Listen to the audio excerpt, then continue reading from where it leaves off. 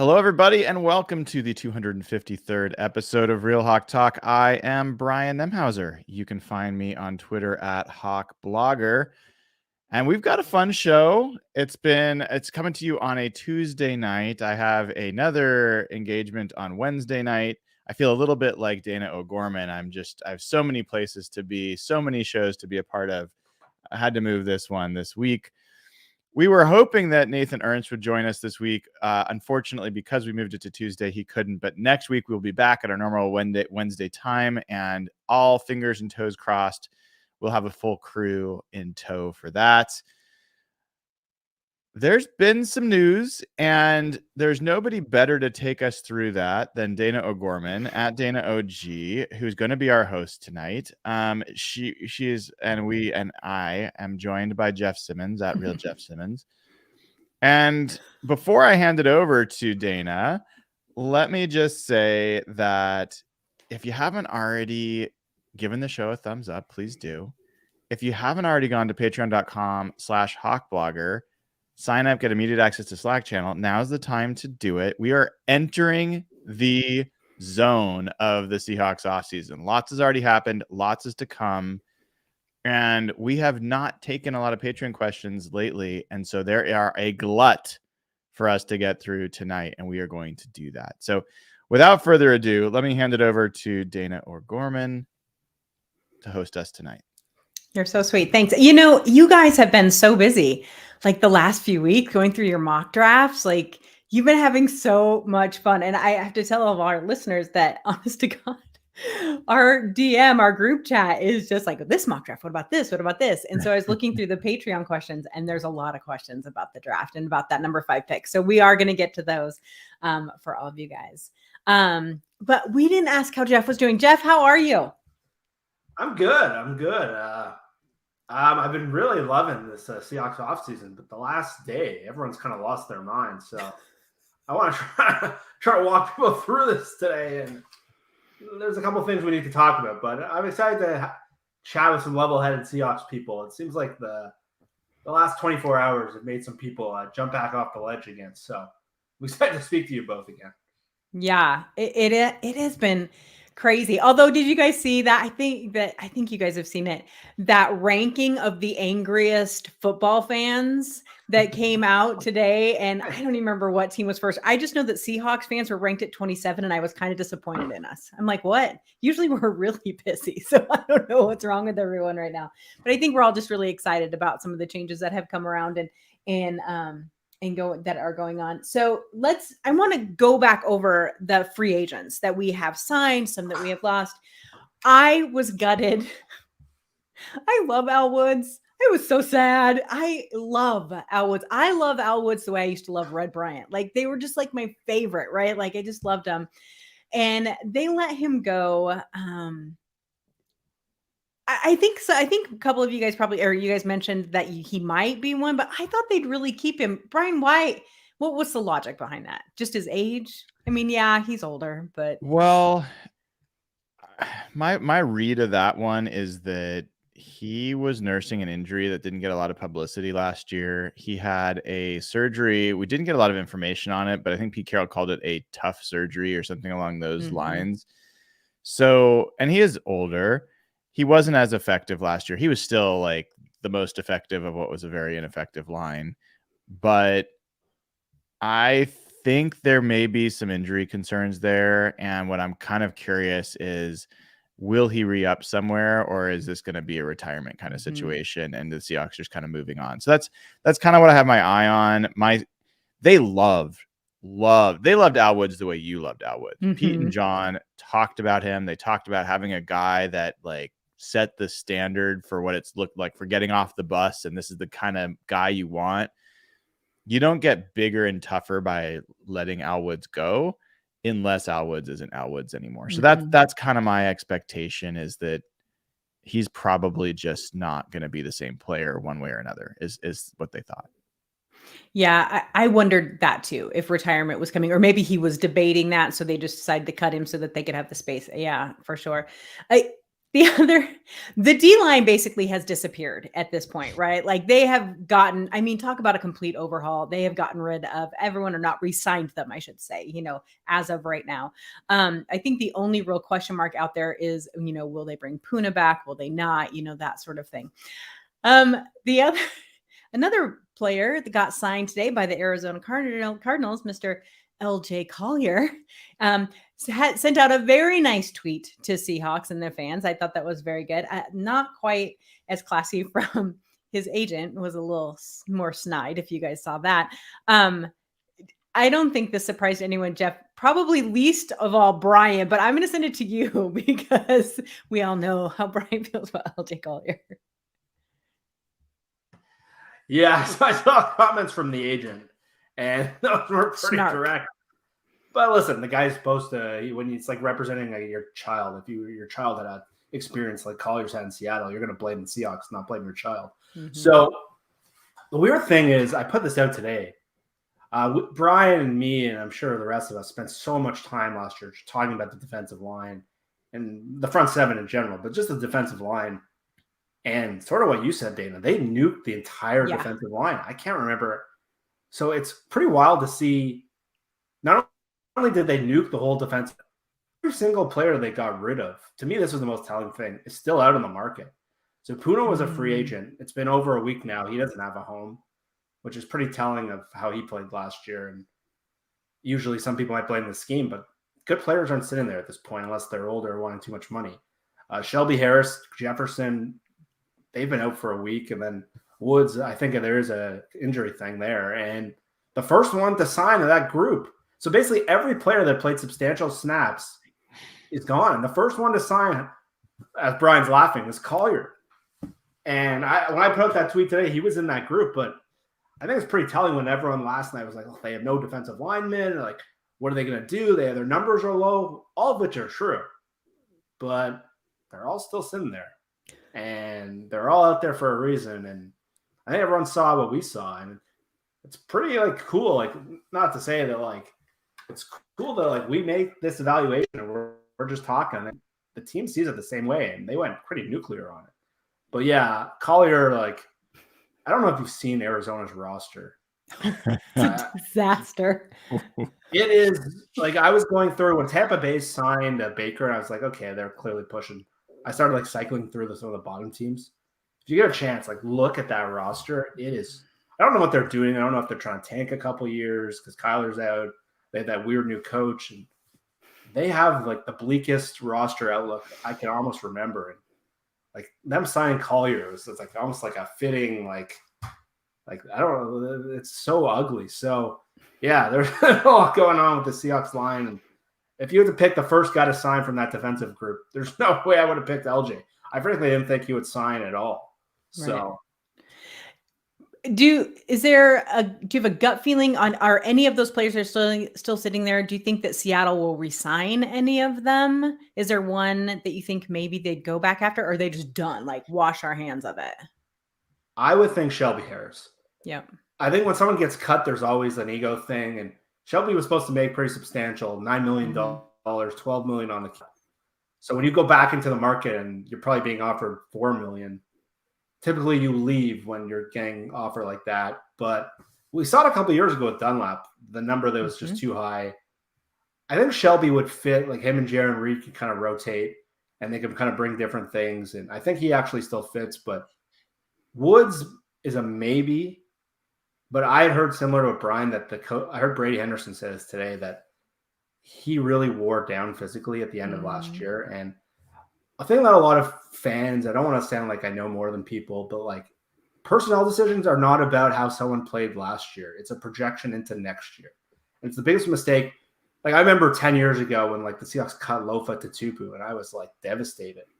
And this is when I first started getting into football, and he was my favorite defensive player. But they were his body was breaking down, and that's the kind of move personnel teams are making. You don't want 36-year-old injury defensive tackles. You want someone who's going to be ascending. And when me and Brian did our mock drafts, nose tackle was a big area that Brian was always looking at round 2. And if you're trying to build a sustainable group and not having to go through this, cut every player in your defensive line every year, Jerron Jones is 26 years old.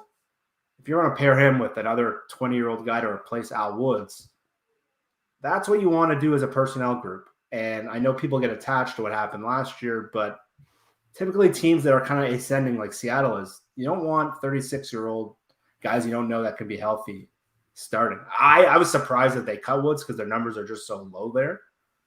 But I get where you're coming from with where the roster is at. I know. Brian, what about you? Anyone other than Harris, maybe?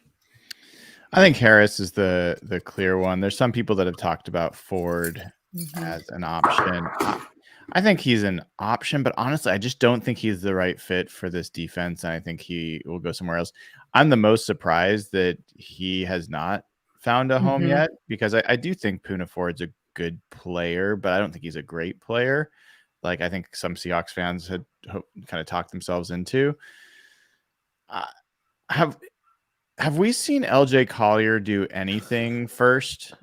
Like, has he gotten someplace faster than anyone else? Like, I think there's. Well, he got drafted kind of early.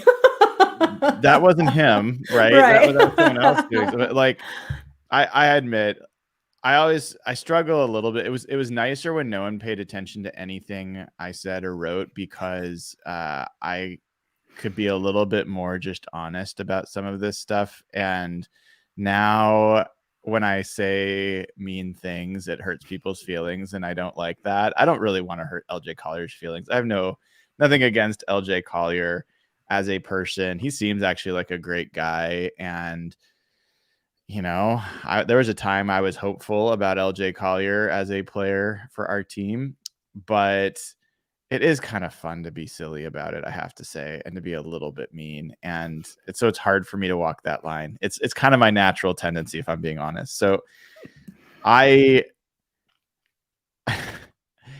cannot imagine your big defensive, like, I don't know how you sell that to a fan base as like, yeah, this is a guy we believe in. And I think a lot of players, if you talk to them, they would say draft pick, like draft, level. And if you get drafted in the first round, some team is just going to think that there's talent there that is worth giving another shot to.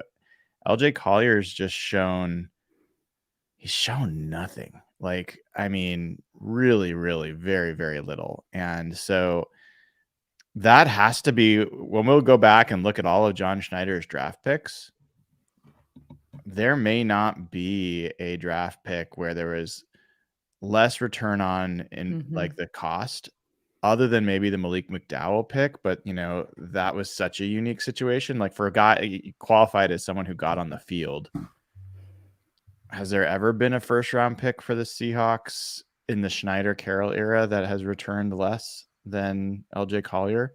Has there been a second round pick that's returned? Eskridge is pushing that. Yeah, it's true. I would argue Eskridge has probably already contributed more than Collier has, but it's probably it's a fair question, at least. No, but yeah, he actually looks like a football player.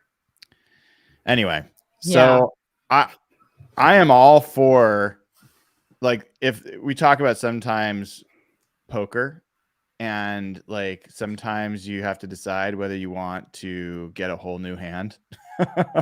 We're starting again. Yeah, and this is one of those times. Like, I'd be happy to never see one of the cards that was in my hand, other than Al Woods. And for the reasons we talked about, I can kind of understand why that might have gone a different way. So let's get fresh. Let's get new. I think one of the questions is, what's Jaron Reed's role here? Is he the new Al Woods? Because if they have him as nose tackle, I like don't buy that. I don't love that. And I don't think so. I feel like they need a legitimate nose tackle to run this defense, and I don't see one on their roster. So let's look at some of those players that Seattle has picked up. Obviously the ones that they signed, but then so they've picked up Draymond Jones, just as kind of a recap for everybody, just so because it's been a long week and a lot of names have flown around. So Draymond Jones, Jaron Reed, Evan Brown, Devin Bush, Julian Love. Those are, there's a couple of names in there that were really surprising to me. But first, I got to know from Brian, how excited were you that they picked up a center? I just want to know, like, did you like beam for the whole day, or were you pissed that it was Evan Brown? Like, how'd you feel about that? No, I was good with that. I think Evan Brown is a really good pickup. I think this guy is a natural center, and I was like generally I'm predictable in this, that I don't want to run back players that have already proven what their ceiling is. Austin Blythe was not the answer. He wasn't terrible, but there was not a lot left there to learn about Austin Blythe, and he wasn't good enough. So give me someone else. I felt the same way. People like Ethan Posick. No, I don't care if he played better in Cleveland. I've seen Ethan Posick. He is not the answer, on and on. So bring in the new. Evan Brown is young. He's 26. He has shown promise at center. He's been able to play guard. I think it hedges against both those positions, and it allows the Seahawks to potentially be creative in the draft. Maybe they draft a guard. Maybe they draft a center. I know that I and probably others, like, I am all in on them drafting a center no matter what. Mm-hmm.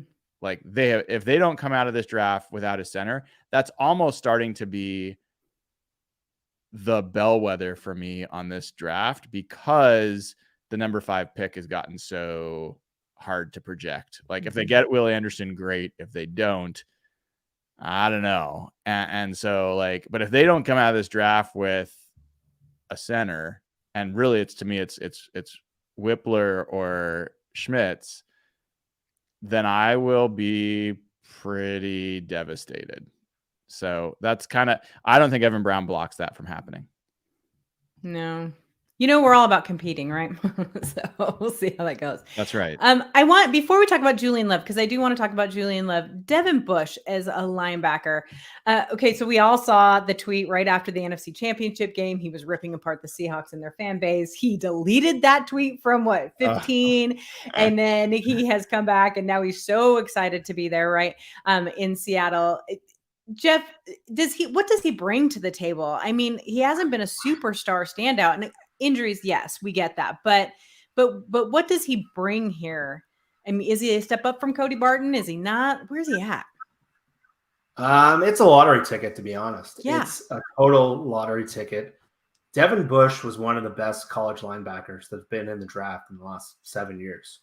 And when he came out, the Steelers, who are pretty conservative in the draft, they traded up 9 spots to get him. And his rookie year, he looked like that guy. He was like the Devin White, Darius Leonard, like kind of sideline to sideline speed linebacker. The COVID year in 2020, Bush tore his ACL, but early in the season.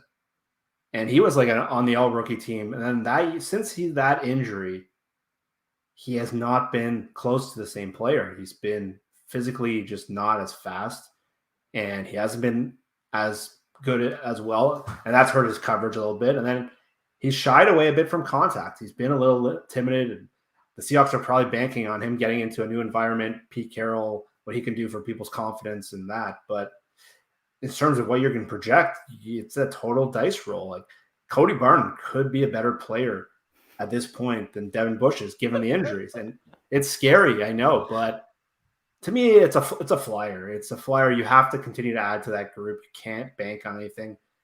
It's a smart move from just a roster standpoint, because if it hits, you're getting a 24-year-old linebacker and who was a stud like his rookie year. But if you're counting on him to beat Jordan Brooks or something next year, and his salary came in very similar to Barton, so I'm guessing.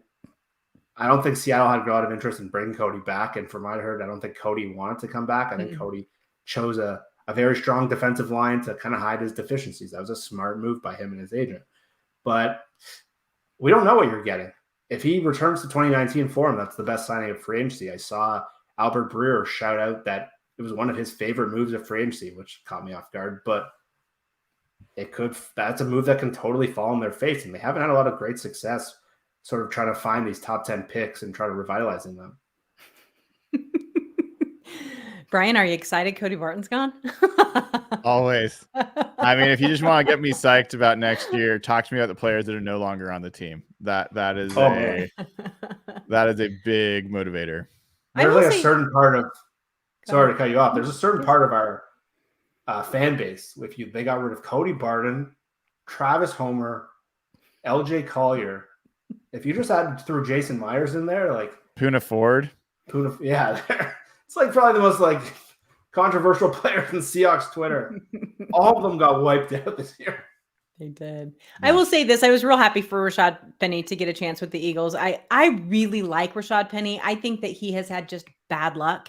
And to be honest with you, as much as I would have liked to see him back in Seattle, I think a change of scenery is probably going to be real good for him. So I'm glad for him for that. And, he didn't want to sit behind Kenneth Walker. I wouldn't either if I were him. So good luck to you there, Rashad. Okay, let's talk about Love for just a minute. Okay, so safety, Julian Love, added to a already pretty talented, don't argue with me, people, pretty talented safety group, whether you want to say it or not.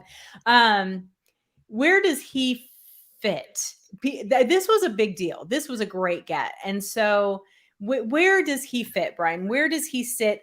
Let's assume two things, that Quandre is there and that Adams is healthy, which we can talk about as a question mark. That injury of his is sometimes career ending. So this is like a big deal, but where does he fit, saying that those two players are ready to go?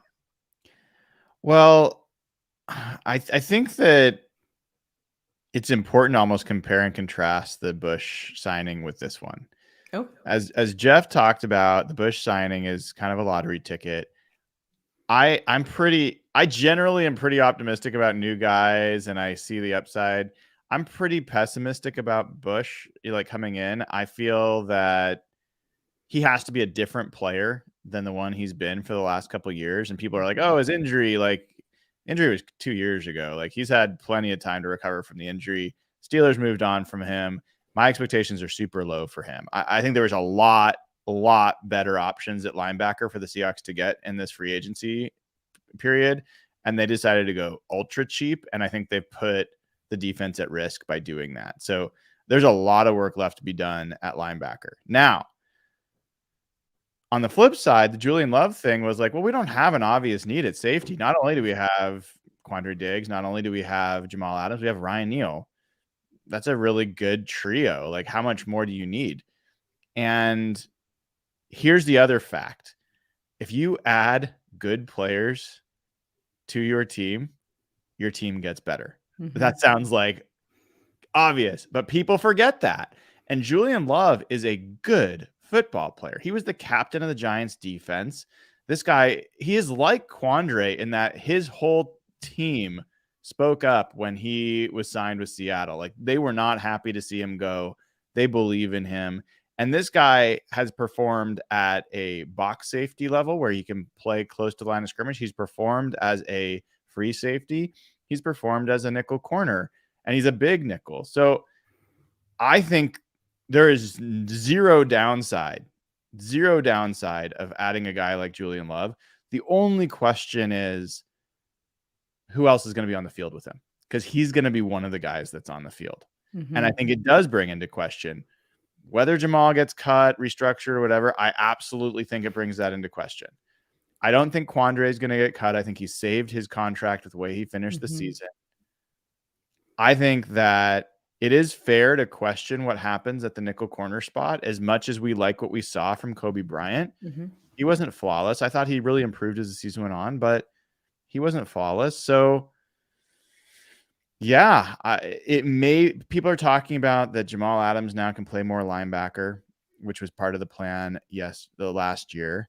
Fine. Until Jamal Adams is on the field, I'm not really thinking about Jamal Adams. I consider him essentially not on this team until he's on the field. That's how I think you have to plan. And I think that's how Schneider and Carroll are planning their roster. I agree.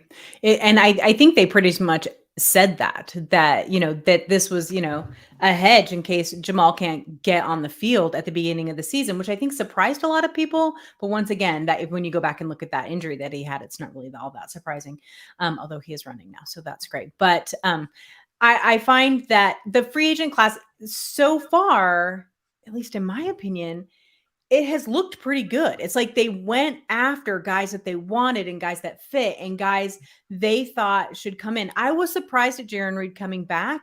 And yet Pete looks so damn excited to have him back. So I thought maybe we missed it. Maybe he's faster. Maybe he's better. And he did play a little better the year after he left Seattle. So we'll see kind of what happens there. But all in all, the guys that they kept, with Phil Haynes, we'll say that for Brian, Phil Haynes, but more like Gino and Jason, Nick Ballore, those guys. And then even more telling, like we've been talking about, it's more telling the guys they didn't resign. I think that's kind of the bigger play here. So with that in turn, we probably need to then look at the draft. So a couple of mock drafts came out. Daniel Jeremiah and Mel Kiper both came out with a new mock draft going into this right after free agency. So at basically the second wave of free agency, they came up with two different scenarios. I will tell you that was not happy to see wide receivers in the first round for both of them. I need you guys to explain to me why the hell we need to get a wide receiver in the first round, because it's dry. I know, Jeff, this is like your deal. And so I'm going to let you tell me, but I understand wanting a third wide receiver. I get that. But with all those defensive players, why would you go after a wide receiver in the first round? Jeff, go first. Because I know you're. I honestly don't think they're going to. I hope not. I think it's a long shot. They do need a third receiver, though. Mm-hmm. And around 20, they're sort of the sweet spot. This draft doesn't have the type A. They don't have a wide receiver one in this draft. Mm-hmm. There's no, next draft has Marvin Harrison Jr. He would be a top 3 pick in this draft. We saw Jamar Chase. We've seen some other. Last year, there was Olave and Wilson. This draft, the receiver value around the 20s. And it's kind of a weird area of this draft where not a lot of. So if you look at Seattle's cap, this year, DK and Tyler are pretty affordable. They're both under 16 million, Mm-hmm. which might sound like a lot, but for receivers of their caliber, that's actually a very low price. Next year, they both skyrocket over 23 each. So they both go to over 23 each. Tyler's starting to get a little older. Mm-hmm. And just looking at their cap, it looks like they need to slot in a cheaper receiver. And we saw it last year. Tyler got hurt in that Kansas City game. He didn't play. Their passing offense was trash. And they're kind of playing with fire there. But round one, it's just not in their nature. It seems like Pete and John have kind of prioritized other positions. They found DK Tyler day 2. So I honestly think it will be day 2. The reason I kind of like the receivers, I like that Ohio State receiver a lot because of how well he complements what they have. I don't think he's going to make it to 20, to be honest. I think just there's too many teams with receiver needs somewhere above them. But for me, this team needs a slot receiver that can make things easier on Geno Smith to complement the 2 deep guys they have. Mm-hmm. And if you watch something like the way his teams win, that quick slot receiver that opens up the middle, I think Jackson Smith and Jigba is a perfect fit to complement those other guys. I saw DJ have them with Jordan Addison. He's more of a Keenan Allen style player. Mm-hmm. He's a smaller route runner. But just historically, you can find receivers day 2, and to invest a third receiver with all these other needs in the trenches, I frankly don't see it happening. But I get why the mock drafts come there, because just from a value standpoint, it's a real sweet spot. Yeah. The only thing that made sense to me about taking a wide receiver in the first round was if they know, which we won't know for a while, but if they know Tyler's on his way to being done, he has his real estate business, he's getting married, maybe he's decided, he's going to finish out this contract, do whatever, and then maybe not come back. We don't know that. We won't know that. That's the only thing that makes sense to me. Otherwise, and Brian, I don't know if you agree or not. Otherwise, there seems to be enough depth in this draft that you don't have to waste any really of those first 4 picks on a wide receiver, unless JSN, everyone keeps saying JSN in the chat. I get that he is someone that everyone really likes.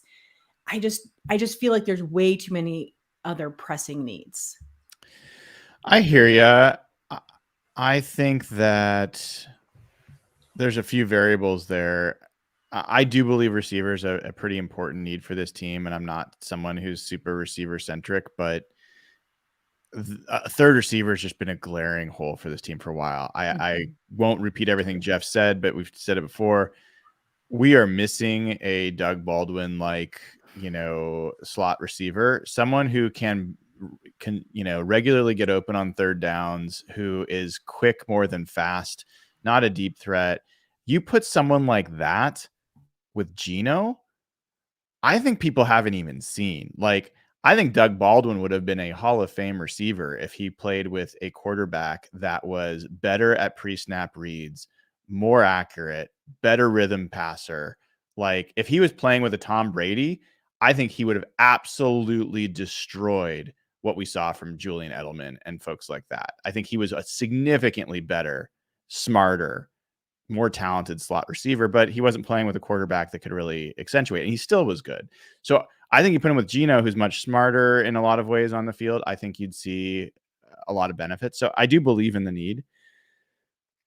Where I start saying, if you're going to go receiver in the first round, gets more likely is if they do go quarterback with that first pick, and you know how I feel about it, but if they do, then it's like, all right, you're changing your timeline, then add his receiver. Let him get his first receiver, start working with him, because that will be a primary connection point, because Tyler won't be probably in that timeline.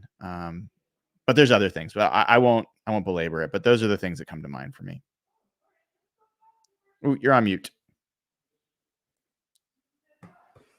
See, I'm trying to make sure that there's no background noise, and see, that's what I do. So that's what Mel Kiper has. So Mel Kiper has the Seahawks taking Anthony Richardson at number 5, and then taking a wide receiver at 20.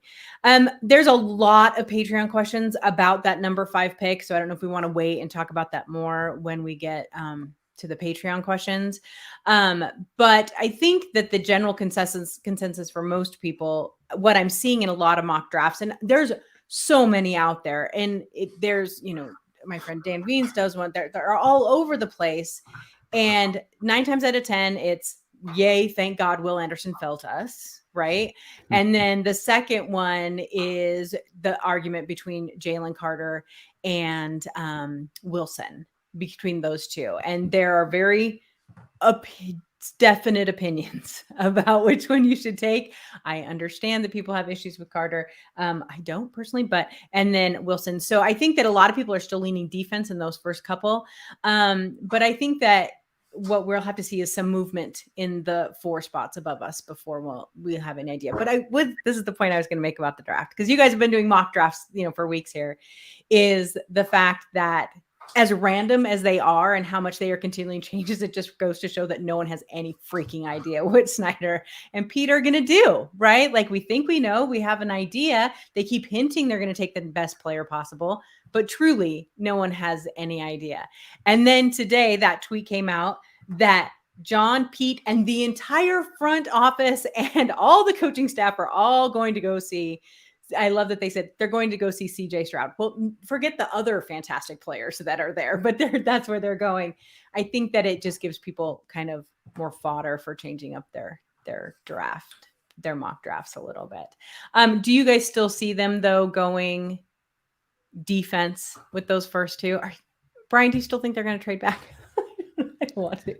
Look, I think that this has become a really evolving situation at number 5. Mm-hmm. They are at the eye of the storm, because I don't even know last time if Carolina had already made the trade last time we had talked or not. We've talked, like, Jeff has predicted that. We expected that might happen. So you got Carolina at 1. Chicago's no longer at play in the first 4 picks. You've got Arizona at 3. And if they trade out, then you could really end up with 4 quarterbacks going first. And if that happens, that's kind of my ideal scenario. I don't know if it's everyone's ideal scenario. Definitely. If that doesn't happen, the chances that Will Anderson falls to you are pretty small, maybe 0. And if that, I mean, maybe Arizona loves Wilson, right? And they go after Tyree instead. That would be fantastic. But if not that, I think you have to look at trading back. I don't think it makes, I think it's really tough to justify Jalen Carter based on what we know right now. I think it's really tough to justify almost any other player at 5 right now. And I think if you can pick up another second round pick as a result, in all the mock drafts Jeff and I have done, like it becomes a much more positive outcome for this. Like the chances of coming out in a really good place improve greatly if you add another second round pick. And I don't think it matters that much whether you're at 5 or 7 or 8 in this. If you're going back to like 15, I feel differently. Mm-hmm. Yeah, I think that makes sense for sure. All right. Let me pull up these Patreon questions because there were a ton about the draft. And I know that these guys want your opinions on that. So let me pull that up. Jeff, since Brian just answered that, let me give this one to you. Sure. Question from 1 to 10. How convinced are you that the Seahawks will trade back from 5 if Arizona takes Anderson? Even if Carter's sitting there or Wilson's sitting there.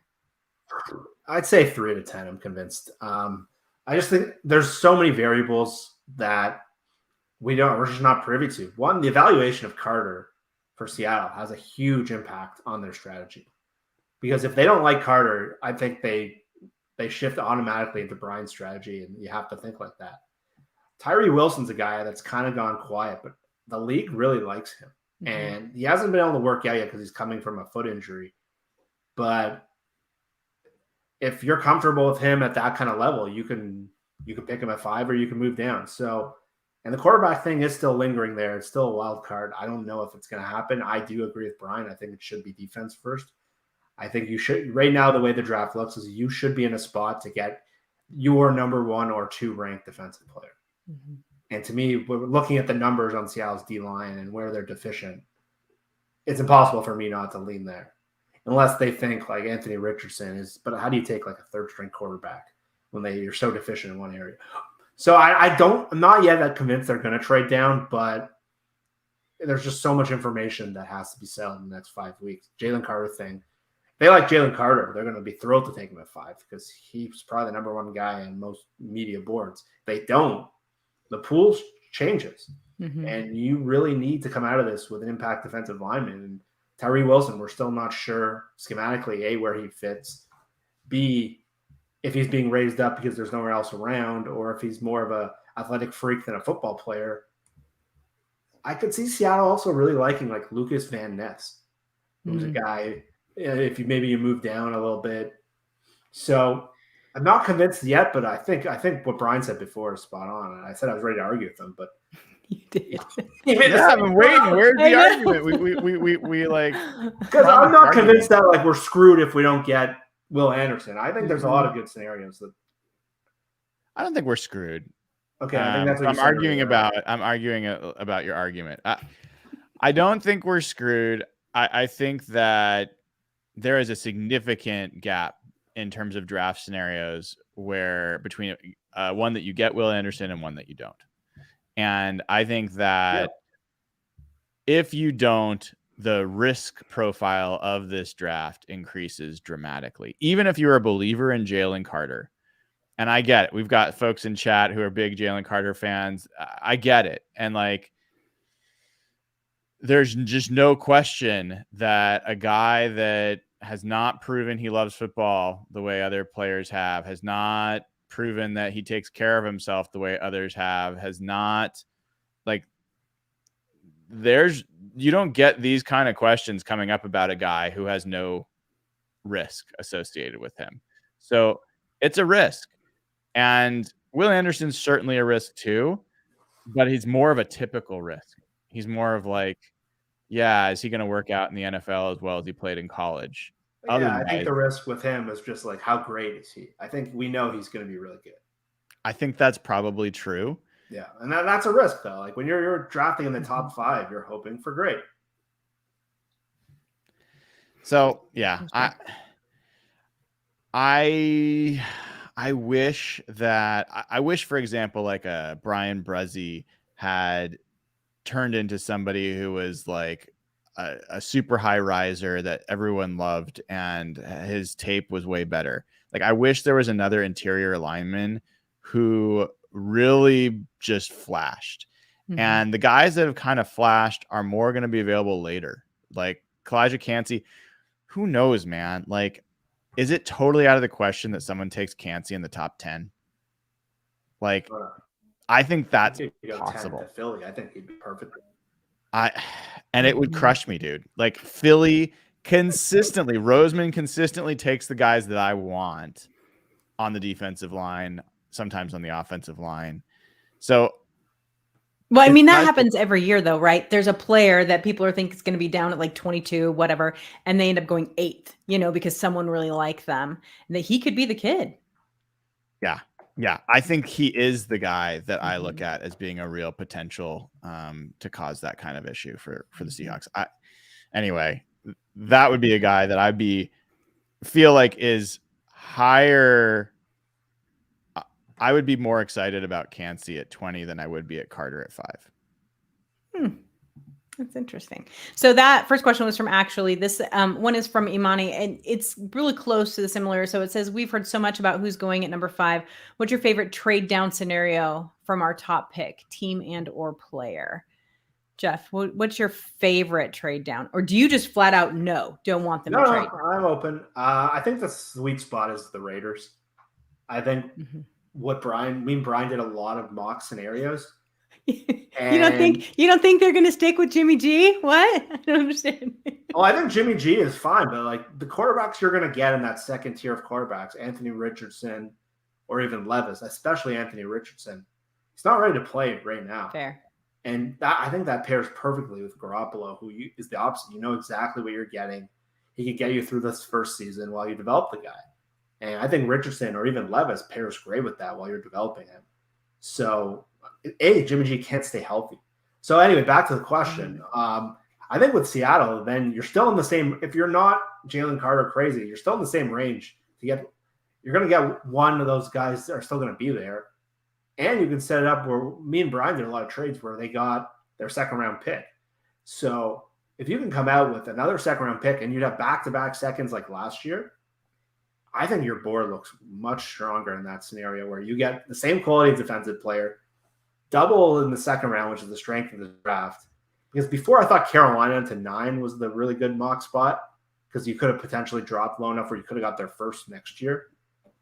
I think you'd have to drop to like Tennessee potentially to get a pick like that.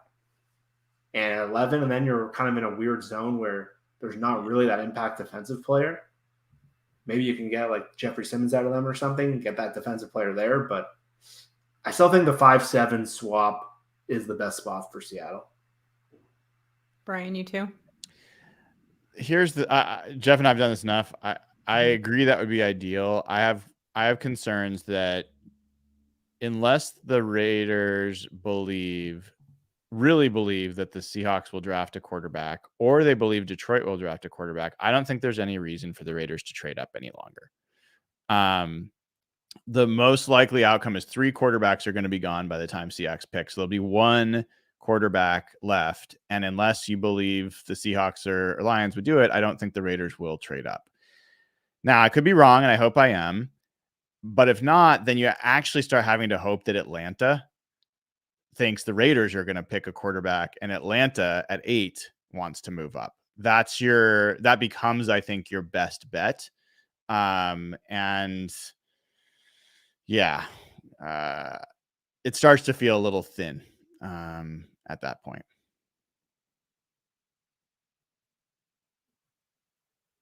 Oop, you are on mute again, Dayna. So sorry. I'm so sorry. I'm not used to hosting, Brian. You need like a swear jar. Great job. I do. Hunter, noting that we have 4 safeties, who do you think will get cut? And if no one gets cut, do you think they could ask Jamal just to simply move to linebacker? We did touch on this a little bit, right? Yeah, just a little bit. Yeah. But I don't think they would just straight up have him trade positions.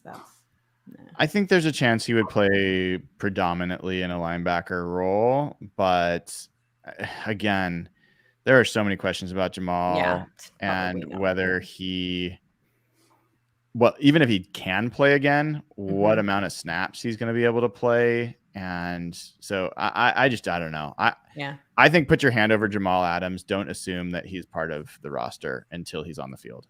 Fair. Jeff, this one's from Troy. It says, would you be happy or sad if the Seahawks straight up traded the number 5 pick for an established elite defensive lineman. Assume that the top 3 quarterbacks and Anderson are gone. It would depend who. Right. Like if you're getting one of the best players in the league, Max Crosby, something like that. The way the draft's shaking out, like I wouldn't hate it. The problem is like just from like building a team and cap and fitting in all those salaries, they really need players like this because they're going to have to pay a bunch of money in the next couple of years to certain players. Mm-hmm. So getting guys who are cheap and young is not just much more sustainable way to build a team. So it would take like a really, really special kind of trade, but I don't want them doing that. I want them drafting a guy. They haven't been here in this spot. They've had such bad luck trading for guys. So if it's someone that needs, like Jeff Simmons on Tennessee is one of the, same name's me, one of the best defensive linemen. They have to pay him coming up. So you're going to pay a 5th overall pick to like pay that guy $20 million a year. Right. To me, that's just not a good way of using these resources. I'd rather move one of the 2nd rounders and try to get someone like that if you're going to do that move like that. Mm-hmm. I know the draft pool is kind of the Jalen Carter thing. It just stinks because the way the draft looked a month ago, and Seattle wish would have been in the prime spot after that Carolina trade. You get one of those guys. They're in kind of a tricky spot. Do they go quarterback? Do they just roll the dice on one of these defensive linemen? But I wouldn't be comfortable doing that. I don't think that's what they need to be doing right now. I think a key thing here, just to jump in, is I believe Jalen Carter has an individual workout still coming up that I hadn't been aware of. But assuming that's true, you as a Seahawks fan, for every reason, want him to show out there and to start generating more confidence and more buzz, because even if the Seahawks have decided they don't want him, you know, maybe Arizona decides to go after him if like the Seahawks don't want him, or maybe more people want to trade up to 5, not to get a quarterback, but because they think that this guy is going to get picked by someone else. So I think that's another pivotal point to kind of keep an eye on. We want Jalen Carter to be valuable. Yeah. Either for Seattle or someone else for sure. Mm-hmm. All right, Brian, this one's for you. Tight end this is from Will. Tight end is not necessarily top of the shopping list when it comes to the team needs, but it's hard not to get excited with this class between Kincaid, Mayer, Washington, and Musgrave. If you could get a late round pick for Fant, would you be willing to spend high draft capital on one of these guys? Yeah. I mean, Washington is a guy Jeff and I are super enamored with, and I've seen him start to creep into some first round mocks, and, you know, some PFF has him as like a late 2nd round pick. We'll see where this all plays out, but yeah, I don't know if I even need to see Noah Fant get traded to pick one of those guys. I just think that you got a lot of needs. That's not one of your top needs. So you've got to be sure that one of these guys is a big deal.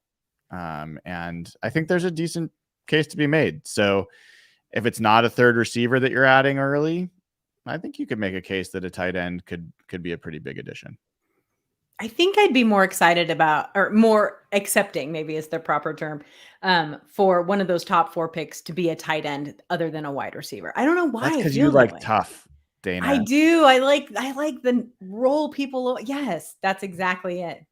And you're not wrong. Jeff and I, when we've done these mocks and we pick a receiver, like a small receiver early, that is one of the things we just end up feeling like this team didn't get tougher. And I think we all are sick of seeing a team that gets pushed around. Yeah. Can we have a whole team of defensive players? I'd be down. Like the Notre Dame tight end. I don't know, Dayna, how familiar Mayer. He plays like a more like, do you remember Heath Miller from Pittsburgh? Oh, sure. Yeah. That's his style. He's not Travis Kelce where you're stretching him out. That's more Kincaid, the guy from Utah. Mayer is like a tough SOB, like built like Gronk. Doesn't move like Gronk. It's not 6'8", but he makes your team physical. He makes your team better. And you got to play San Francisco, and you got to play all these teams, Philadelphia, like best trench team in the league. So I think a tight end not only helps the passing game, but there's other ways to make your team tougher other than adding offensive line. Mm-hmm. And we've seen George Kittle, as much as he pisses us off in the division, he really makes that team tougher. And he's just a nasty guy. And like, I think Mayer and Darnell Washington, who's kind of emerging, he was a blocking tight end at Georgia. He's a freak athlete that he might go just because people will get excited about him. But I think adding him changes your team a lot more than just dropping in. And I know a third receiver opens up the passing game in ways that I do think are necessary. But I think toughness is just, if you put on the tape of that Oakland game last year, not that Vegas, I'm not even called Oakland anymore. Carolina. The Carolina game was, I think that was the most sick that I was when watching that Carolina game. Mm-hmm. And the Raiders game was pitiful. And there was a couple other ones. Yeah, like when Jamal Williams ran for like a 70-yard touchdown on them. There's a couple other games I'm drawing, like New Orleans game with Taysom Hill, and like they need to get physical and tough, and I think tight end is a way to do it. I'm trying to find more draft because there's other questions kind of peppered in between there. Let me see.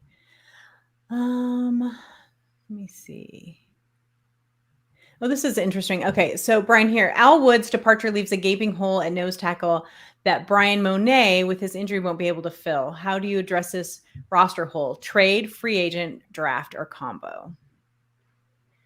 It may be all of those things. I mean, that's just the truth. I do have some concern that the team might be thinking that Jaron Reed is part of the answer there. I hope I'm wrong, but I have a little bit of concern there. I was pretty disappointed that they didn't go after Greg Gaines, signed with Tampa.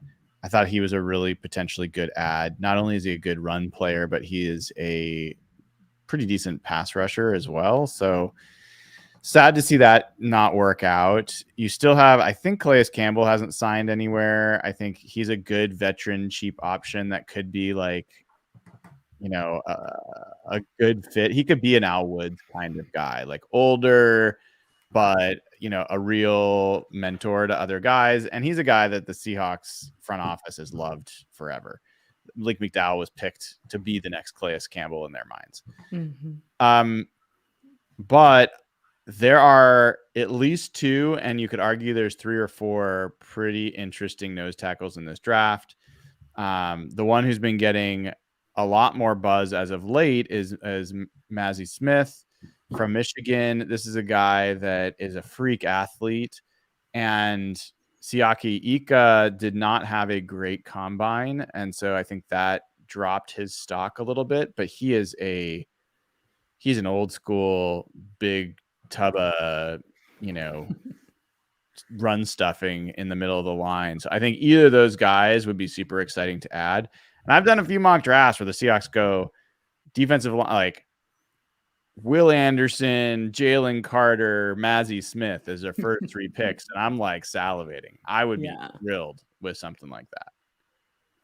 Man, there's only one thing that would make me happier as a Seahawks fan than seeing Calais Campbell get signed, because I love him, absolutely love him. And that would be, of course, if Myles Garrett ended up in Seattle, which is not going to happen. But I love Calais Campbell. I would love that. So, okay. So Brian, I'm so sorry. Jeff, this one is for you. Interesting one. If Lamar Jackson plays next season at the Ravens for the non-exclusive tag, and the Seahawks don't draft a quarterback in this upcoming draft, do you guys think LJ becomes a viable or realistic option for Seattle the next season? Probably not. I think they're still in the spot where they are now, where we talked about it months ago. I remember I threw it out there in the chat. Yeah. Everyone instantly shot it down. I still think they're going to be the spot where they can tag him again. And to get Lamar, you're going to have to give up 2 years of first-round picks minimum and pay him over $40 million, probably closer to $50 million a year. And unless Seattle absolutely knocks this draft out of the park, which is possible, because if you look at what they've done in the offseason, it's pretty good. Like, it reminds me a lot of what the Bengals did a few years ago, where they brought in like Trey Hendrickson and Mike Hilton. I see a lot of Jermont Jones and Julian Love. I see a lot of similarities there. But what made them good was those draft picks. And I still think Seattle's a couple drafts away. And I don't think just plopping in Lamar is going to what makes this team. I think they still have work to do to build up the core. And that, and also a $40 million player. I think that almost doesn't quite take you back to the Russell Wilson years where they're super leaning in on one player because they have all these years of draft picks. but I just think there's still ways they need to go, and I don't think paying Lamar close to 30 is the way to go. Maybe I'm saying it wrong. You don't think that they felt that they could only have one LJ on the roster at a time, and this was a move to set up the next move? Okay, maybe I misread that. Maybe it was LJ Collier holding back all these years. Yeah. Speaking of I don't think that's it. If you ever want to watch a funny video, pull up the press conference from the first round of Pete and John. They look like ghosts. And that was the night they drafted LJ. And I think they knew they fucked up and they blew. It was one of the worst draft processes, but they just looked shell-shocked. And to say that it turned out similar to how a lot of us thought, it's kind of sad. All right, guys, I'm trying to go through these questions. I'm just going to do just a couple of more. So, Brian, what is the weak? This is from Matt. What is the weakest position group in this on the Seahawks, and how confident are you that Pete and John's ability to fix it? Weakest position group on the Seahawks? Yeah. Interior line. It's like there's no linebacker. I mean, I linebackers right there, but like we do not have interior line as far as I'm concerned. Like Jaron Reed, I gotta say, like he just doesn't register for me. Like he's just a guy. He's like LJ Collier, but a little bit better. Like I don't know. He's not someone that excites anything for me. So as far as impact to the team, if they don't get a lot better on the interior line, I think that has the biggest potential impact. Linebacker, I think Jeff's right, is pretty barren as well. Mm-hmm. Okay, 2 more questions. Jeff, this one's for you. It's from Derek. He said he's cheating and he's submitting the poll that he put up earlier. So if you were on Slack earlier, you might have already seen this poll that he put up. Would you rather have Noah Fant and Michael Mayer or JSN, Will Dissly, and Parkinson?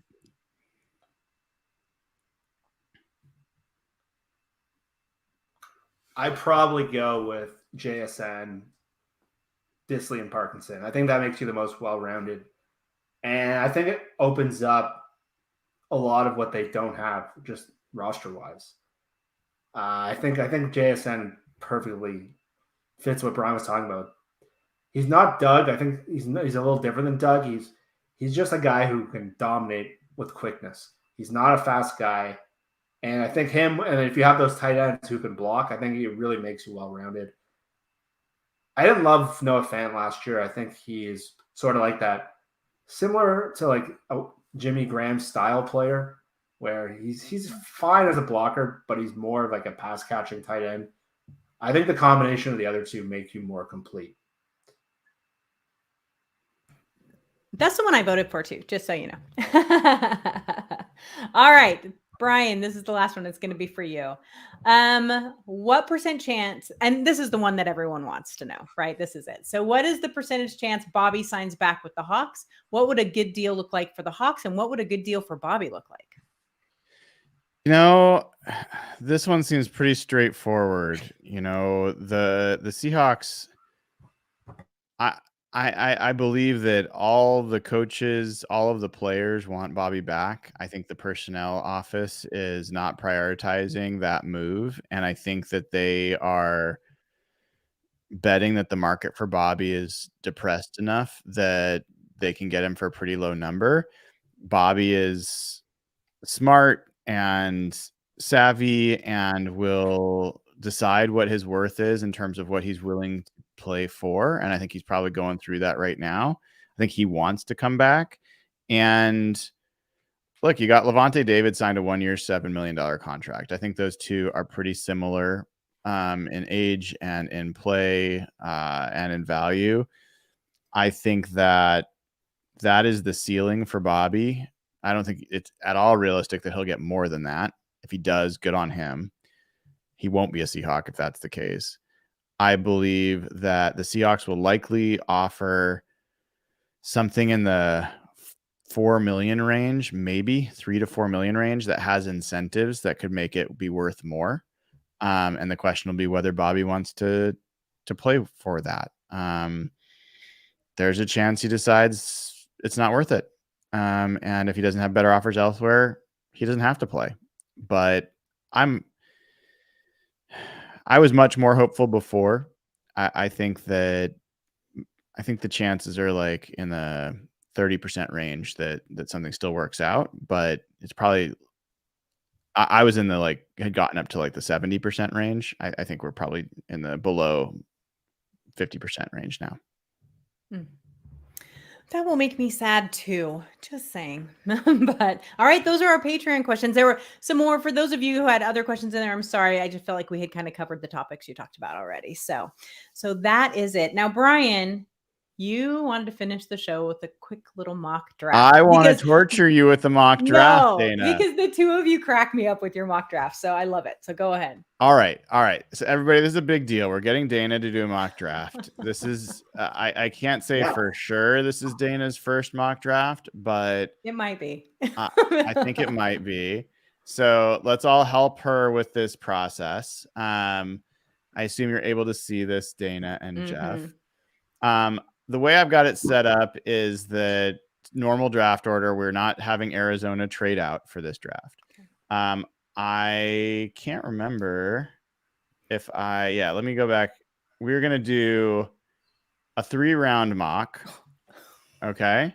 It goes very fast, Dayna, I promise. It's not a fantasy thing. I promise. Am I going to pass, fail? What's going to happen here? Okay. So we're going to go through this and we're going to start. And the first thing is Bryce Young, CJ Stroud, and then Jalen Carter goes. So this is what's happened, Dayna. Bryce Young goes first. Brian's computer exploded for the rest. So. Yes, I made sure that my computer was fresh and ready for this. CJ Stroud goes second. I'm really fascinated by how this. It will be shocking to me if CJ Stroud doesn't go first. I think he is just clearly the top-notch quarterback, but we'll see. This is the upset. Jalen Carter goes 3. Anthony Richardson goes 4. What do you do, Dayna? Anderson, of course. Anderson, no hesitation. You don't want to look back. Nope. Let me just show you what some options are just in case. Like the Raiders are interested. Let's see. Everybody's interested now, right? You got a lot of people interested. Levis is sitting there. Yeah. So you just go straight in. You take Will Anderson. Yes? Absolutely. Yep. Done. Will Anderson's a Seahawk. All right, Dayna. Yes. Jeff is excited. Turn in the card for Will Anderson. Right. All right, let's see. And now we're moving along here. There goes Jeff's guy. JSN's gone. Brian Branch, I want to talk about for 1 second. So one aspect that we didn't discuss with the Julian Love signing is something Jeff brought up. Why don't you talk about that for a second and how it relates to Brian Branch? So Brian Branch was a guy that me and Brian had been kind of eyeballing as the 20th pick. And we were talking about how there was a roster need and how he was just one of like the cleanest, toughest players in the draft. And he's a slot guy and he's a guy you can move all over. And when they signed Julian Love, who's probably doesn't have the ceiling as Brian Branch, is a first-round guy from Alabama, but their style and their role is similar. So I think what the Love signing did, as much as everyone focused on Jamal Adams, I think it showed that me and Brian were kind of on point, a player that they needed. And 2, I think it takes Branch off the board for Seattle. I think Julian Love is that guy, and a guy that we were hoping for. It's now no longer an option, in my opinion. Yeah, it's a positive negative. Like, I'm really happy they signed Julian Love. I don't think that they probably were going to get Brian Branch almost in any way. But if he falls, I don't think you can take him. I don't think that there's before Jeff and I were like, you just take him. It's a Baltimore Ravens pick. Now I just don't even think you can take him. No, I think he's totally off the board now. So now Dayna is interesting. So your first pick was an edge rusher, Will Anderson. So you don't really need more edge. You've got Darrell Taylor. You've got Uchenna Nwosu. You've got Boye Mafe. Now you got Will Anderson, right? So now you've got some other players left. You've got Kalijah Kancey, who is he is kind of like Draymond Jones. He is not like the middle of your line. He's kind of like an edge of your line. 3 technique. Yeah. Right. Okay. You've got this guy, Brian Bruzzi. This took me 3 months to learn the pronunciation of his name. It is pronounced Bruzzi. He is more he is closer to like a larger guy that could probably play a little bit in the middle as well. You've got Nolan Smith, who's another edge player, but he's kind of duplicative with Will Anderson. You've got the receivers that I know you're excited about. You got tight ends. You could go linebacker here. You could trade back. There's some good guards if you want to get even stronger at the offensive line position. Where do you want to go? Do you want to look at trade back? Do you want to pick here? Is Jacob Jingleheimer Schmidt already gone? He's not. Okay. He's not. So they have John Michael Schmitz rated very low here. Yeah. So they have him as someone that they'd take in the second round. A lot of mocks have been taking him for the Seahawks at this spot. So you don't have to follow their rankings. Well, there's a few names that I constantly see over and over that get back to Seattle. Let's see. Collier is one of them. Breeze is one of them. Zay Flowers, I see a lot of. You guys know how I feel about a wide receiver. But you do see a lot of people wanting to go after him. I don't know. I don't think that. Give us a position that you. I think linebacker, especially if they don't get another one, is probably pretty important at that point. I do think I am with you. I really want him to get a center, and I would hate for them to be gone. But it does sound like they could maybe get him a little lower. I don't know about Nolan Smith. I don't know about him. All right, here there's nobody offering to trade, which is kind of shocking to me. This feels like a reason, like a place. This is the pick that I really think they should be looking to trade back from. And they could trade back a number of picks. Because there's a number. I don't think there's one option that jumps off the page here. Right. Okay, For me, it's easy. It's a Cansey pick, but I would hand in the card for that. But I also could really be down with trading down. I could just really piss off Nathan and take the running back, right? Like that would be hilarious. Is that what you want to do? You want to take Bijan? No, I do not want to take him, but that would be hilarious if you Bijan. Yeah, for sure. Let me see. So tell me what you guys feel the difference between Cansey and Bree. Oh, I'm sorry. How do you say his name? Bruzzy. I know. I gotta learn it. I'm going to the draft, so I gotta remember that. So Bruzzy. Okay. So tell me why are you so much stronger on him than Bruzzy? Jeff, do you have a point of view here? Cansey's more of like a disruptor, more of like a interior pass rusher. He's a little smaller. He's got small arms, but it's exactly. He's a twitchy penetrator, exactly. And Dramont Jones, that's kind of his spot. Breezy is more of like a freak athlete. He was like the number one recruit at his position that hasn't really hit yet. He's more of a projection athletically. Cansey's more of like a productive guy. So it's totally different spots on your line. Sure. It just depends what you're looking at. If you say he's an elite athlete. This is the way I would put it. Yeah, just to join with Jeff. They're essentially inverse. Cansey has proven it, has been incredibly impactful on the field. He's got some questionable physical traits.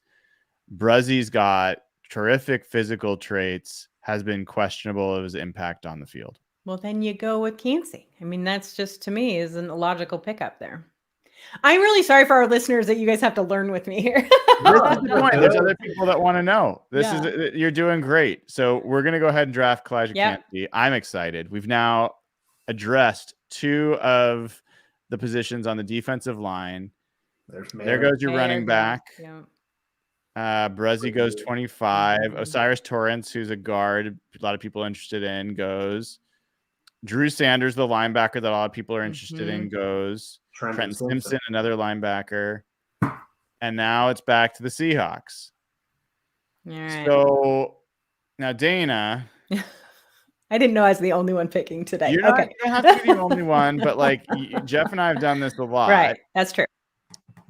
There is the option here to go with like the big dude here. This is Mazi Smith. And we say big, like this dude's big. And, have basically three new linemen that play different roles. I don't think you can make the case for a guy like Adebawari because he plays the same position as Cansey and Draymond Jones. You don't really need another one of those. I don't think you can really make the case for edge. This is a place, Dayna, that you could say, I just want to get the center. That's what I was thinking. It is a place you could say, I want to get a guard, and maybe I'll take a center with the 51st pick. It's a place you could get a tight end. It's a place you could go linebacker. So all of those are kind of options at this spot. I was thinking center, to be quite honest with you. I think you have to flip the side of the ball there. Yes. So who do you have any preference here? Do you want a little rundown of the difference between? Yeah. So you said you like Whippler and Schmitz. Yes. So why do you like Whippler? Whippler is just kind of a pretty projectable player. He fits the mold as a center. He performed like he did great. Where I had questions about Jalen Carter and his performance in the championship, like the playoff games, I thought Whippler came out looking wonderful and had really strong performances. He's just a solid all-around player. So I think this guy is solid in that way. I think Schmitz is a guy that, similar build. He's a little bit on the older side, which isn't the best. But Jeff, you make the case for Schmitz. I think Schmitz is not the athlete that we saw with Creed Humphrey, but I just think he's the most well-rounded guy at the position. I think Whippler probably is a little steadier as a pass blocker. I think Schmitz is probably the more complete guy in terms of like run blocking, just like the prototypical center. He reminds me a lot of someone just like the better center prospects that come out. And you can see what he needs to work on is anchoring and kind of. So you see, look, the 84, pretty good run blocking grades too. So he's a little better of a pass blocker. Schmitz just seems like he was the guy who like dominated Senior Bowl practices. He's just from Minnesota, Big Ten. Like they're both pretty. See, as what I said, he's the cleaner run blocker. And if you looked at Seattle's run game in the second half of the year, they really struggled holding that point of attack. Austin Blythe was getting blown up left and right. And he's still an 80 pass block. So it's not like he's deficient there. So to me, that's where I see him standing out a little more. I think what Jeff and I like about Schmidt is this feels like the junkyard dog kind of guy in the middle of your line. Like he is going to be nasty. He's going to be physical. And there's just something that screams like this guy's going to find a way to be an effect. Like I think there's a pretty high floor on him. And maybe, see about the ceiling. Now, some people like this Joe Tippmann guy out of Wisconsin. Wisconsin's had a number of great offensive linemen. For me, he profiles more as like just a guy. Like I'm not as excited about Tippmann. He is a good athlete, and I think from a movement perspective, you could make a case that he's the best fit for our scheme and how the Seahawks run, because there's a lot of movement in our scheme and pulling and that kind of stuff. It's just not what I'm excited about. I want someone who's more physical than he is. I'm debating now with it's too high for a center. Yeah. 37. Yeah. I'm debating. Okay. So you really liked Mazzy. So you can go interior. You can go linebacker. Go tight end. Where are we sitting with the linebacker? Is this a strong linebacker class? All I've really heard about is the tight ends and the quarterbacks and the defensive linemen. But I think a lot of the linebackers that are interesting for this are spot gone. Both just went. Yeah. Jack Campbell's a guy who's moved into this range. Jack Campbell is like your prototypical middle linebacker. I mean, big dude, 250. He does everything okay. He's not the best, he's not going to be the guy that's a great coverage linebacker. Like he's going to be mostly like kind of more a classic middle linebacker, I think. Exactly.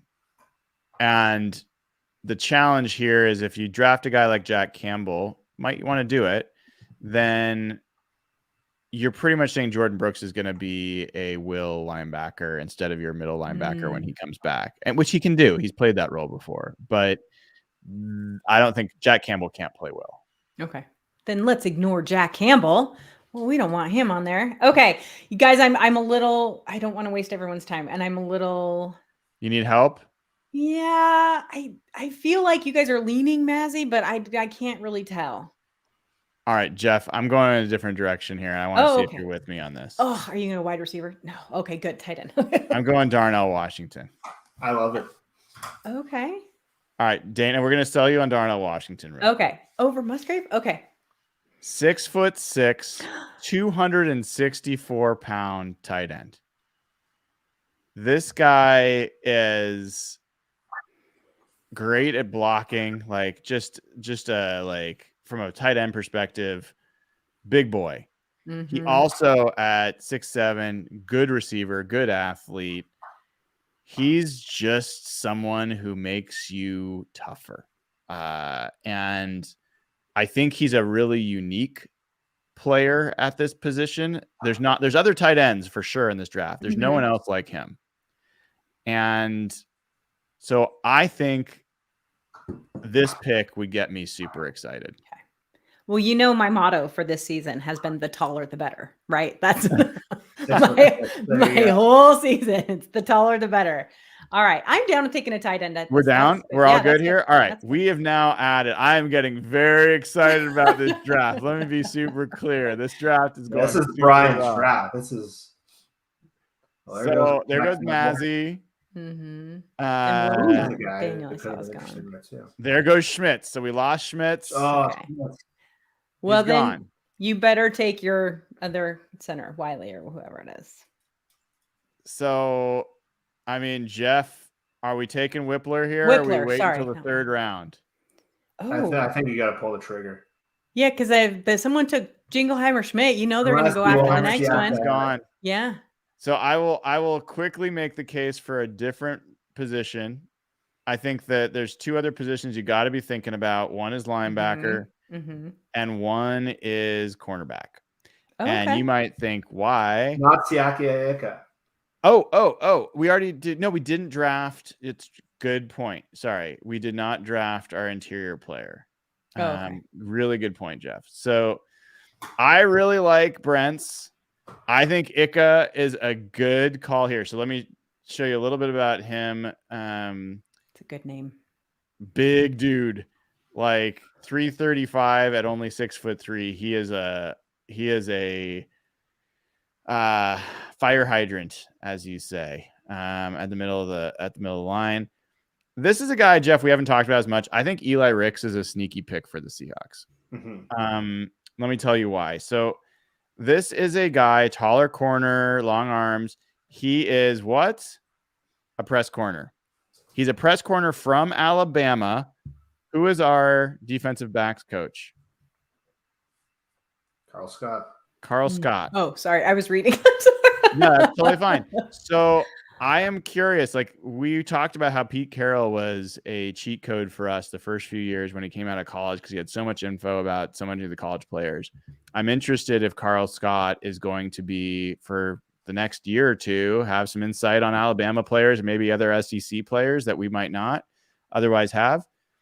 It wouldn't shock me if an Alabama player, gets pushed up the board.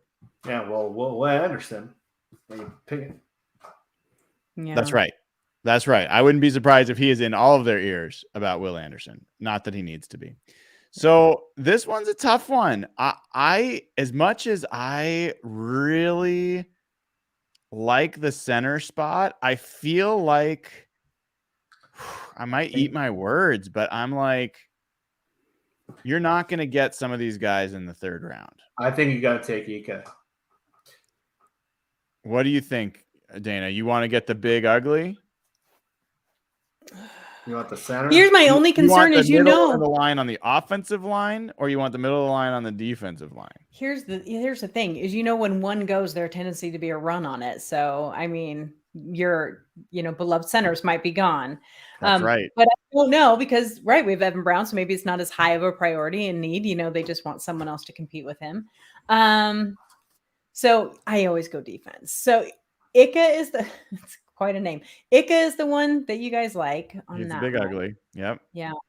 All right. I'll go with your opinion on that one. Okay. All right. See, We have still the 3rd round pick.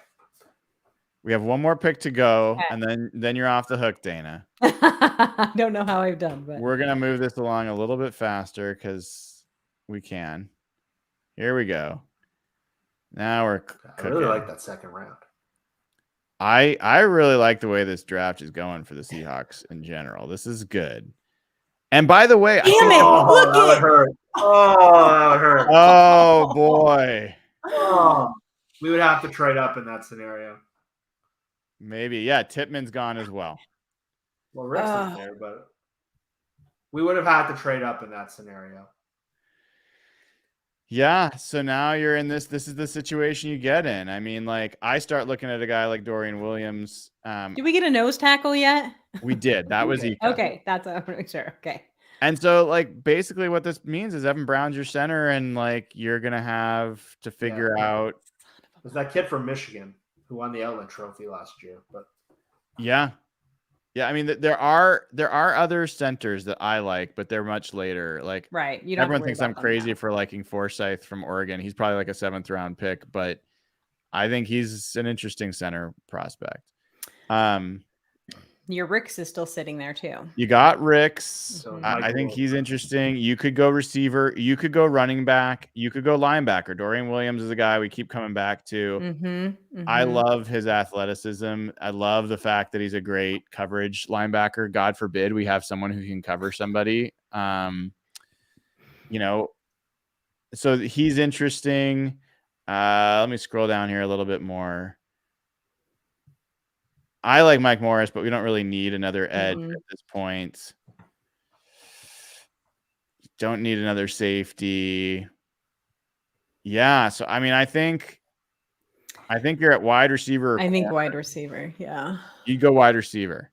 Well, it's Doug's guy. I think, to be honest with you, I would go wide receiver. Nothing against the cornerbacks. It's just that I just feel like we need to maybe balance this out just a little bit. Oh my gosh, Dayna, I never thought I'd hear you say that. You know, I love the defense, but yeah. So we've drafted one guy on offense. Get down the field. I'm sorry, Jeff, what? Michael Wilson. I said Nate Dell at the top there is a little guy who's got like explosive speed. Yeah. 5'8" or something. Yeah, he's super small. 5'8". But he is tiny very guy.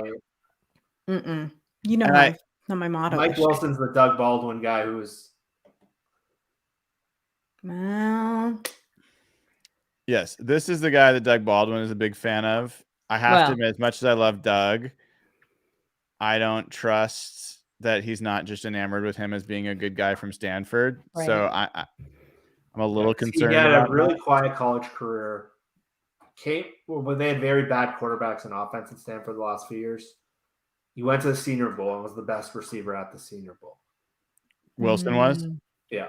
Tyler Scott is another guy who's a receiver that has speed.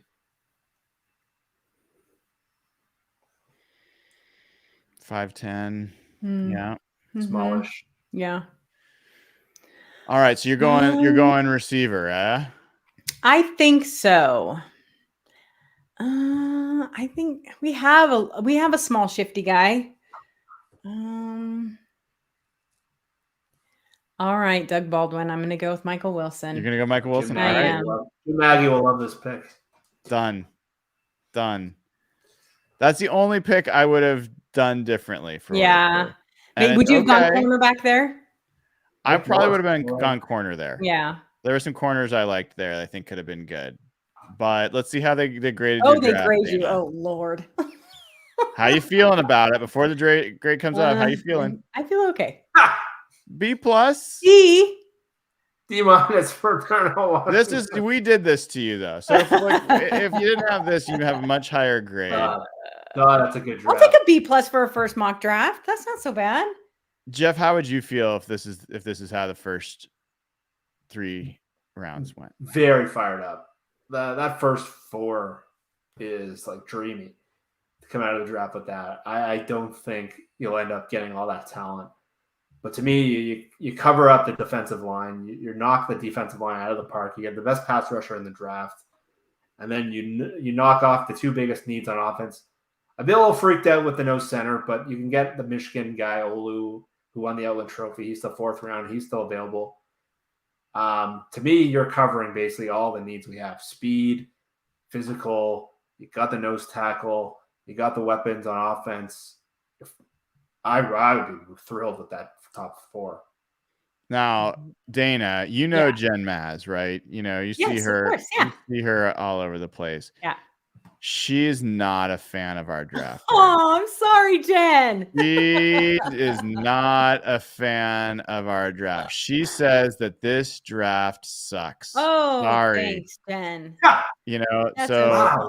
What's the problem? I will have to have Jen add more comments in chat here to get a little more detail. Yeah, but that's a fiery answer. I would have liked a center. I'm not going to lie, but I don't know that it was a high enough need. Damn it, they got him one spot before us. But that's why I think 37. I think if Schmitz is there, I think you got to pull the trigger. Yeah. I don't think that if those are your first 3 picks that you can say this is a sucky draft. Those 3 picks by itself, I think, are highly likely to have a lot of impact for your team and to make this team more fun to watch, tougher, more competitive. And I even think Ika, the first 4 picks, what I really liked about the way this draft was going was how tough it was. This was a toughness draft. And that's part of what was getting me towards the corner or a linebacker with the last pick, because I think it would have been a nice rounding out of that. I don't know enough about Wilson. I haven't seen enough of him to have a strong perspective. I'm not looking for another tall outside receiver. I'm looking for a shifty interior receiver. And so he doesn't get me quite that's not what he is. Jen is telling me that I shouldn't quit my day job. Oh, so she's blaming you. Good. Yeah, Jen, just blame him. This is his fault. That's totally okay. I have not quit my day job since I've started doing Hawk Blogger, and it's worked out for everybody. So, yeah. I'm just trusting Doug Baldwin. So if anyone talks to Doug Baldwin, you tell him that I trusted him and his opinion. So no. We'll let him know. How was that experience for you, Dayna? Did you feel a little bit of the stress of so many choices, and how do you figure out what you do at this spot versus the next spot? I did.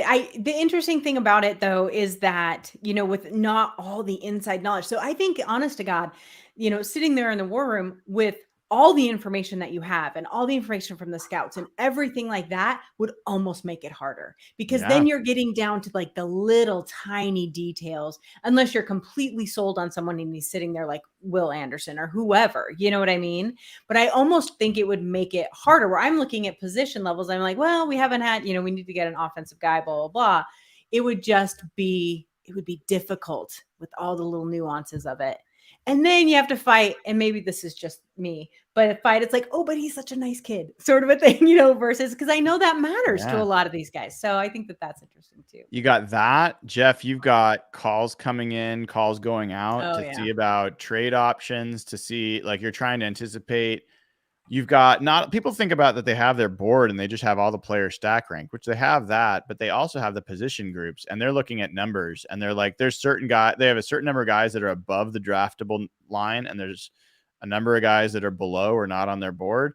And if they're seeing those positions start to tick away, even if it's not the best player, they're like, we know we want a nose tackle. We don't want to let him go. So now do we overdraft Ika and lose a chance to get a better player at another position? And there's a lot of factors, and it's all happening with the timer, unlike what we had. There's a ticking clock on this stuff. So, the thing that I have not yet gotten John to really go in detail when I've talked to him, he likes to stay at a high level, but I'm just fascinated by how he goes about his decision-making process. You have to have a philosophy about making decisions to do that role. It is it is like that is the whole job almost, is the quality of your decisions and whether you get better at it or not. And so I think it's a real fascinating scenario. And we just got to see Dayna's decision-making process in real time. And I personally give her a much higher grade than Jen Maz. So that's okay. Darn it, Jen. All right. Well, as always, you can pretty much guarantee every time we're going to be on here, we're going to be doing some kind of mock draft because we can't help ourselves. This was fun to do with Dayna. I want to thank Dayna O'Gorman for hosting tonight. You did a wonderful job. I thought your muting was actually clever. It kept me engaged. And, So sorry. I think that's a good thing to continue. I want to thank Jeff Simmons at Real Jeff Simmons on Twitter. Always bringing the insights, always bringing new info. If you haven't been reading him on hawkblogger.com, please go do that. He's written some great stuff. And then if you haven't, please give the show a like. We appreciate it. Go to patreon.com/hawkblogger. Sign up now. Get instant access to the Slack channel. There are debates raging about what to do with this pick, with these picks, with the rest of free agency. It's a great place to be. And as you know, proceeds go to great charity. So thanks everybody for tuning in tonight. Have a wonderful rest of your week. And we will be back next week at our normal time on Wednesday. Until then, take care and go Hawks. So it's a big day for the Seahawks tomorrow. They're sending their whole contingent to Ohio State. I know. Everyone's thinking about CJ Stroud. Luke Whippler they're sending the OC. They're sending the director of player personnel. Luke Whippler is a guy that they're going to do a lot of homework on. And my guy, JSN. It's not just CJ Stroud they're looking at. I think you're right. I think you're absolutely right. Sending their OC in to meet Whippler, I think that's a big deal. And they're sending everyone. If you see Albert Breer's tweet, they're sending like 9 people to Ohio State tomorrow. So everyone might think it's for Stroud, but Stroud's probably going 1 or 2 unless they're making a move up. There are some Ohio State guys we just mentioned. It's a big day for them tomorrow. Yeah, huge. Great call, Jeff, as always, with the insights. All right, everybody, take care. Go Hawks.